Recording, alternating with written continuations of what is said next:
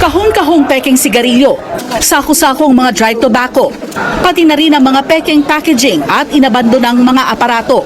Ilan lang ito sa nadatna ng mga otoridad sa isang warehouse sa Tansa, Cavite. Kasama sa mga gumalugad dyan, si Interior Secretary John Vic Remulla. Dito na nabisto ang iligal na karakarahan sa warehouse. Lumalabas na galing daw China ang mga makinaryang ginagamit sa paggawa ng iligal na sigarilyo sa bansa. Sa lahat ng nasa palengke sa buong Pilipinas, sa sunod na linggo ay magre-raid na kami. Yung nasa palengke na distributor, kakasuhan namin kayo ng Anti-Agricultural Economic Sabotage Act. Ang kaso nyo ay magiging non-bailable. Ngayon pa lang, itago nyo na yan. Giit naman ni Remulla sa publiko, mura ngang nabibili ang mga smuggled na sigarilyo pero may peligro yan. Yung dumi po ng daga at ipis, humahalo po yan sa sinisigarilyo nyong illegal. Kaya pakiusap ko, kung kala nyo nakakamura kayo, sa katagalan, nasisira ang katawan nyo rito. Kung sa gin, merong gin bulag, meaning kapag peke ang ininom mong gin at ikaw ay nagkasakit, nabubulag ka. I believe lahat tayo, lalo na yung ating early years, we're very familiar with gin bulag. Ito naman, we call this singhot lason. Because the illicit cigarettes, as what has been shown by a good chairman, malaki siya, mura siya, pero ang kalamihan na laman niyan, it has a higher nicotine content. There is no face. It's a faceless operation. And maski ilang taon pa tayo dito mag-usap ng ganito, kung hindi naman natin natutumbok yung mukha, pangalan ng talagang hari o general ng mga sindikatong ito, wala tayong magkukuhang solusyon. So,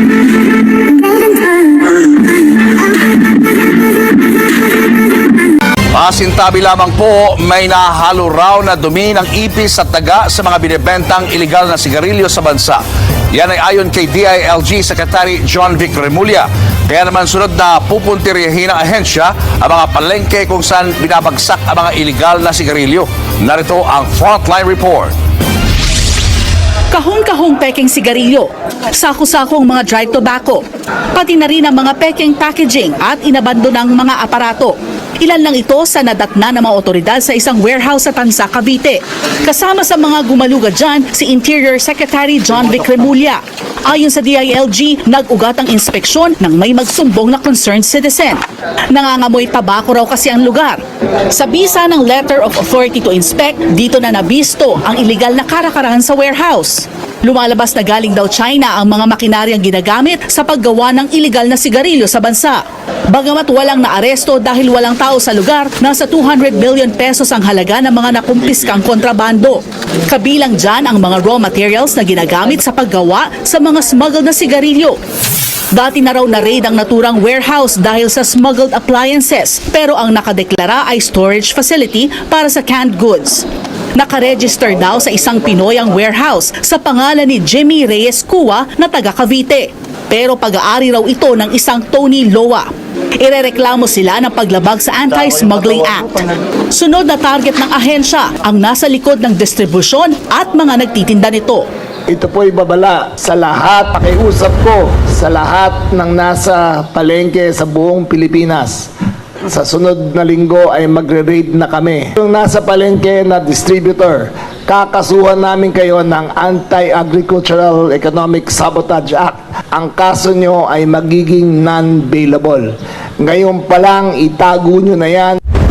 Kung matatandaan, magkakasunod na sinalakay ng DILG ang mga illegal na warehouse at paggawa ng sigarilyo sa ilang bayan sa Pampanga nitong mga nagdaang linggo. 6 na Chinese nationals ang naaresto. Una nang isiniwalat na may 2 politikong mula sa Northern Luzon ang nasa likod nito. Mastermind at financer umano ang 2 sa iligal na tabako sa bansa. Ayon pa kay Remulla, 10 pang pabrika na iligal na gumagawa ng sigarilyo ang nasa bansa.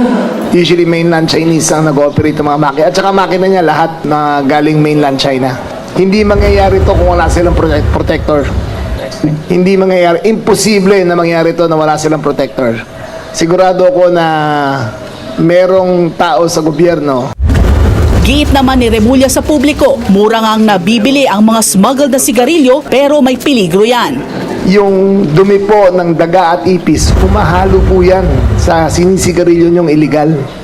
Kaya pakiusap ko, kung kala nyo nakakamura kayo, sa katagalan, nasisira ang katawan nyo rito.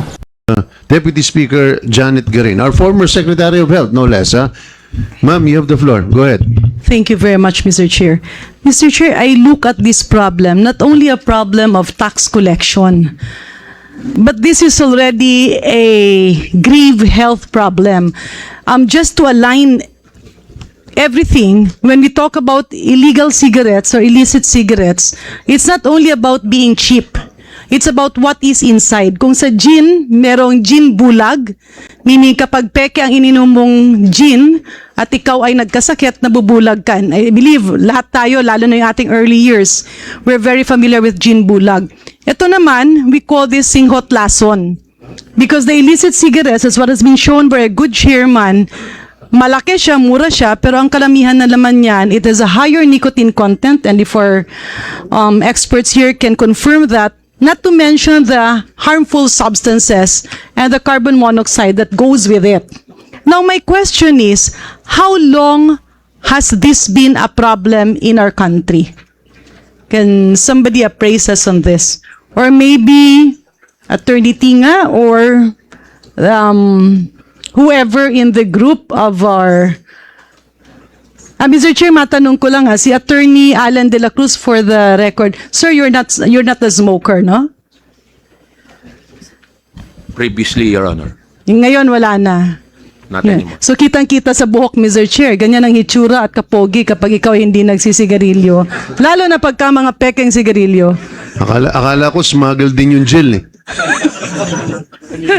Can we ask? I think JTI is right now in the best position. So the question really is, if you see the smoking prevalence of the country, when we passed, I was also Ways and Means then, when we passed the sin tax law, we saw a dramatic dip in smoking prevalence in 2015, 2016. It went down to as low as 16%. Meaning we were being heralded worldwide for the accomplishments during that time. But recently, it has started going up again. And in fact, is now at a almost in 2015, 2014 levels. So, kindly answer, what's been happening over the last 3 years? Why has there been a sudden uptick in terms of counterfeit or illicit cigarettes? Thank you, Mr. Chairman. Basically, I think what we see is the legal volume is actually coming down. The volumes that the legal manufacturers are selling having coming down all this while. But we believe that this uptick is caused by the availability of illegal cigarettes, and I think the increasing incidence of smoking by adults, for example, is contributed by the availability of cheap cigarettes. Yeah. So the people. So, Mr. Chair, if I may, my question is, how long has this been happening? And maybe you can appraise us on this, and the Intel group, whoever is representing the government intel agency here, can also appraise us and can confirm your statement. Madam, we see that from where we extrapolate this problem is from 2021, when we see the collection, the revenue collection coming down from over 170 billion to 135 billion currently. So more or less 5 years. 5 years, but I think smuggling has always been a problem for a long time. But the scale and the incidents have grown greatly in the last 3-4 years. Yeah. So, Mr. Chair, let me redirect my question to the government intel group or the government agency that can answer this. Sa tagal po, sa 5 taon, that this rampant production or smuggling of illicit, fake, very unhealthy and hazardous poisonous cigarettes, let's call them that way, has been happening. Ano po ba ang na-encounter nyo? Because hearing the HPG kanina, ang daming na-apprehend, but apparently we miss the very core of this problem. There is no face. It's a faceless operation. And maski ilang taon pa tayo dito mag-usap ng ganito, kung hindi naman natin natutumbok yung mukha, pangalan ng talagang hari o general ng mga sindikatong ito, wala tayong magkukuhang solusyon. So, can we be appraised, Mr. Chair, if the PNP or whatever government agency, do we have the names? Do we have the possible mastermind or the possible group Are there protectors protecting them? Are there politicians involved? Or are there government agencies involved so that we can go to the root of this problem, Mr. Chair? Thank you. Yes, Senior Vice Chair, wants to Mr. Chair, interject. thank you. Just to, in the line of questioning of our Deputy Speaker, Janet Garin, maybe we can ask BOC, kasi nandito naman po ang DepCom of Intel natin. Tama po ba? Siguro, meron tayong makuha nga, ano po ba ang intelligence understanding report o yung anong level na ba? Kasi ang minimension po ni Deputy Speaker Garin na faceless yung kalaban natin ngayon. We have no idea kung sino. And apparently, I'd like to mention also kay Congressman Bong Suntay was saying na chamba yung pagkahuli. So, hindi siya based on intelligence. So, we would like to know if which agency, PNP, or probably, most especially the Bureau of Customs, at what level of intelligence do we have on how to combat this, sir? Maybe you can do a small presentation or let us know so we can get to the bottom of it, not be fighting blind with the illicit trade of cigarettes. Go ahead, DepCom Rosales. So tayo, may para lang paglilinaw, no? Tatlong pamamaraan ng illicit trade natin. First is smuggling, which is your call. Yung pangalawa is illegal manufacture, ginagawa talaga dito. Yung pangatlo is yung transshipment. Sa inyo din yan. Pinapasok dito, supposedly manufacture or iso-store para i-re-export. Pero nilalabas sa mga puerto. Ano bang ating intelligence dyan, DepCom? What are you at liberty to tell us today? Your Honor, regarding the smuggling to the ports of entry, we have zero tolerance for this. So if regarding reports of apprehensions, anything that enters the port is apprehended because we have all the technology like the X-rays. Most of the containers are subject to non-intrusive examination, which is the XIP, the X-rays, and we will find out about it. With regards to the manufacturing that we just raided, we already have information regarding those who put up the plant in Pampanga, but maybe we could tell you in the executive session. We have all the data with us. But are these foreigners? Yan bang, without naming names yet, ha? Are they foreigners? Mga banyaga ba itong mga ito? Chinese Chinese name ang financier, but similar to Filipino Chinese name. Mr. Chairman, So this is, go ahead.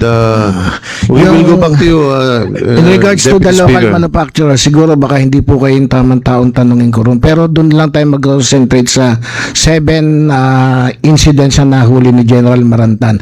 Ilan puro ng imported items? Nasa container pa. So, Your Honor, I think I am not in the position to say it so. Kasi pero nasa They container know po. it So better. malamang yung galing ng Bureau, galing ng Pantalan. Your Honor, upon verification of all the containers that Seized by the I think first two containers, then 14 containers, then 17 containers, we checked all the container numbers and matched them with our E2M system. I have the data here. So siguro ipaliwanag mo lang, no? Kasi ang bawat container o bawat lata, while you're looking for it, for the benefit of the members, they have a fixed serial number na hindi mo yan nabubura. So kapag yan ay pumapasok sa atin, meron yung E2M, nire-record yan ng Bureau of Customs kung kailan pumasok, anong barko, at ano-ano pa mang mga detalye. Meron din silang record kung ito'y nailalabas. So doon sa mga 17, 14, and 2 containers, ilan dyan ang wala kayong ka-record at all sa BOC? And to add that, Mr. Chairman, nahuli siya somewhere in Malabon. I think Malabon, Batangas. So malapit lang po yung port of entry noon. It may be MICP, Port of Manila, or Port of Batangas.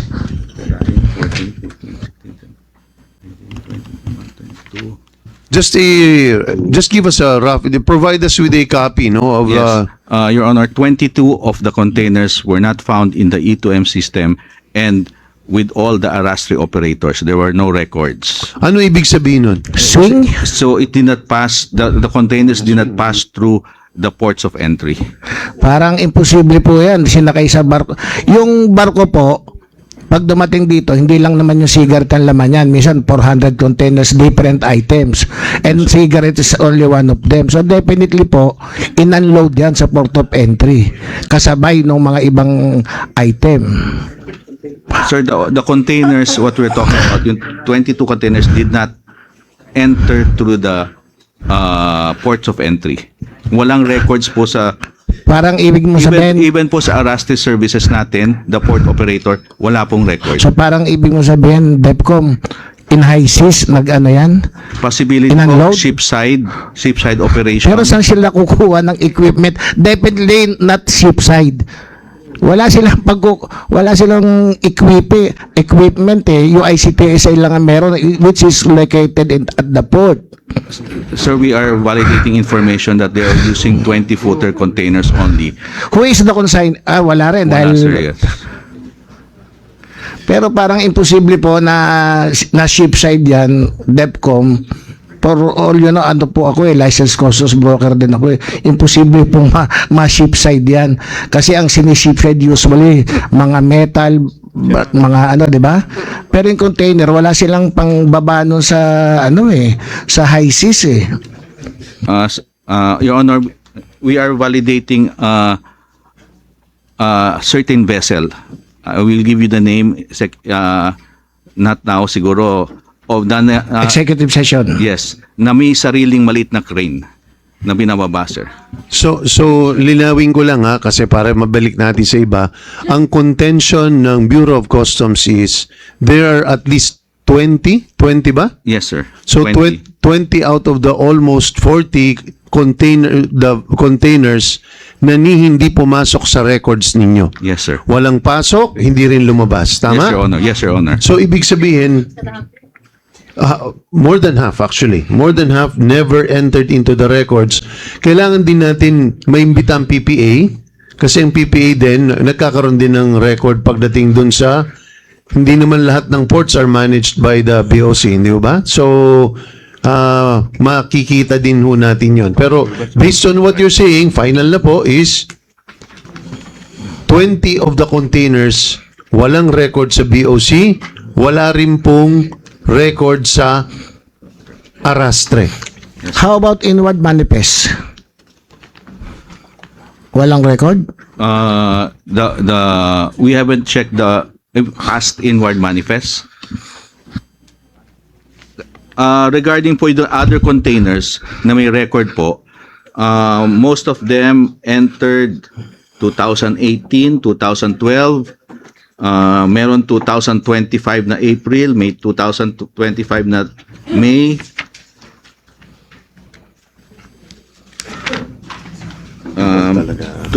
All entered in what port? Iba-iba ko.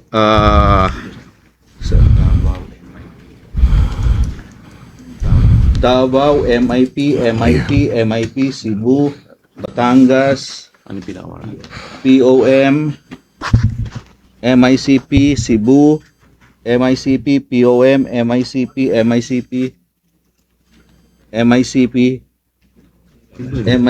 Subic, Davao. So may A2M. Yes, sir. Hindi totoong wala.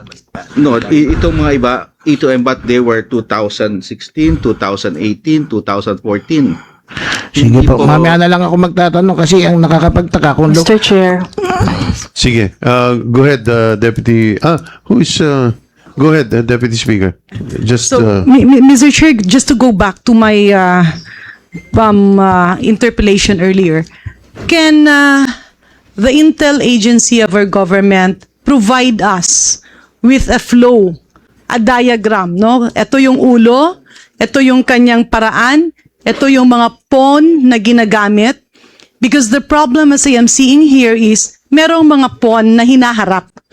There are pawns being used and these are the small, like mga driver ang ina-apprehend natin, mga maliliit na tao na nabibiktima palalo na yung mga Pilipino. But the faceless masterminds of the syndicate are free. Nagpapalit lang sila para lang sila nagpapalit ng damit. At medyo wala silang pakialam. So this will not happen if there is no strong group with a strong backing protecting this syndicate. And this, Mr. Chair, can actually be one of the legacy of the Marcos administration by putting an end to this syndicate. Siguro ako, Mr. Chair, if I may, why don't we proceed to that line of investigation? Because if we will just focus, ito merong truck, may driver na kuha, ito merong ganito. But we don't have faces, we don't have names, and I'm not sure if I heard it right in the news when I heard the Secretary of the Interior and Local Government saying that apparently in every area that a galamay or a pawn of the syndicate operates, there's a there's a government, probably an official or a whatever, backing that up. Unfair naman, no? Dun sa institution. Again, Congress was mentioned several times, and that's unfair to our institution if it is not true. And if in case it is true, then this official should also be answerable. But the point here is, wala eh. Blanco pa rin tayo, Mr. Chair. No, it's happening right and left, continuously evolving, strengthening itself, but we are still, it's still a faceless organization. Meron po ba tayong mga mukha o malalaking pangalan na talagang nasa taas? I mean, you cannot, it is okay to mention that in an executive session, but are there faces? Are there names? Mr. Chair, meron po ba? We have one here, which we filed the case against. It's all here. I can give you a copy regarding this. And ito ay talagang malaki, hindi siya Yes. maliit. Malaki, Chinese po. To answer also to just continue with your query, we have also advised ahead Secretary John Vic Remulla to be present. He just was not able to attend today, but he will be present at the next hearing. So all other questions that you would like to raise to him, we can raise at the appropriate time. But these are very valid questions. Yeah. But Mr. Chair, can I also confirm, kasi among doctors, no, and public health practitioners, what we're hearing from the grounds, they're saying, parang palit lang ng palit, may mahuhuli, may ibang lalabas, may mahuhuli dito, may iba na naman, may mahuhuli. So, hindi pala talaga mga mastermind yung tinutukoy at hindi natutumbok yung talagang problema. That's what we're hearing from the grounds. No? Parang yung gin bulag, nung ginawa ito, nakita yung source ng methanol. Kaya nahinto. But itong singhot lason, hindi pa ma-pinpoint. So ito bang kinasuhan, talaga bang siya na? O isa lang siya dun sa mga temporaryong galamay? So, Mr. Chair, if I may, I really hope that with your leadership and with the current administration, we have to pinpoint the real culprits and the mastermind, because this is not just about taxation. This is not just about funding PhilHealth. This is about lives, people dying, people ending up with cancer, people being poisoned just because we have scrupulous and greedy people who are making money in exchange for the health of our Filipino families. Thank you very much, Mr. Chair. And if there's a second round, I'm willing to come back. I'll just go Mr. and Chair. resign. Thank you very much. Before we call on Congressman Suntay, I would like to recognize the Honorable Laila De Lima, please.